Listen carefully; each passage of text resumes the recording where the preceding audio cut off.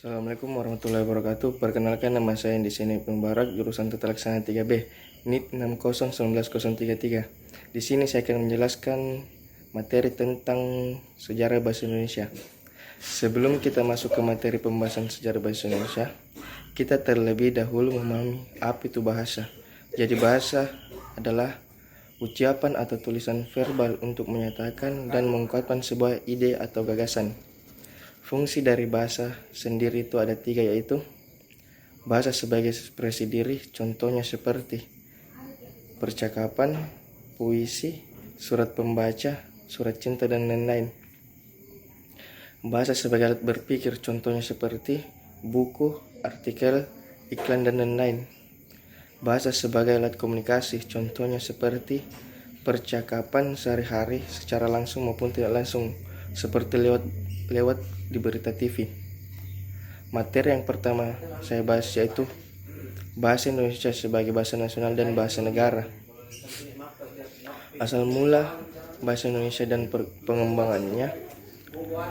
Bahasa Indonesia berasal dari bahasa Melayu, karena pada zaman dahulu, tepatnya pada zaman Kerajaan Surijaya, bahasa Melayu baik digunakan sebagai bahasa penghubung antar suku di pelosok Nusantara.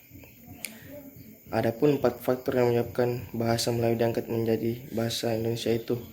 Yang pertama, bahasa Melayu sudah merupakan lingkungan franca dalam kurung bahasa pergaulan di Indonesia.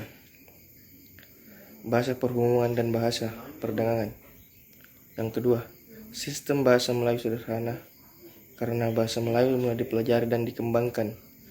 Yang ketiga, bahasa Melayu sebagai bahasa resmi 2 kerajaan besar, yaitu Kerajaan Surijaya dan Kerajaan Majapahit. Yang keempat, bahasa Melayu sebagai bahasa perjuangan. Politik bahasa nasional diantaranya. Yang pertama, kebijakan nasional. Politik nasional adalah kebijakan nasional yang berisi perencanaan, pengarahan, dan ketentuan-ketentuan yang dapat dipakai sebagai dasar pengolahan keseluruhan masalah kebahasaan. Yang kedua, bahasa nasional dan bahasa resmi. Bahasa nasional adalah bahasa Indonesia yang diikrarkan dalam Sumpah Pemuda pada tanggal 28 Oktober 1928 dan yang terdapat dalam UUD 1945 bab 4 pasal 36 serta dirumuskan dalam Kongres Bahasa Indonesia di Medan pada tahun 1954 dan pada tanggal 18 Agustus 1945 pada nasional atau bahasa Indonesia diresmikan menjadi bahasa resmi negara rakyat Indonesia. Yang ketiga, bahasa daerah.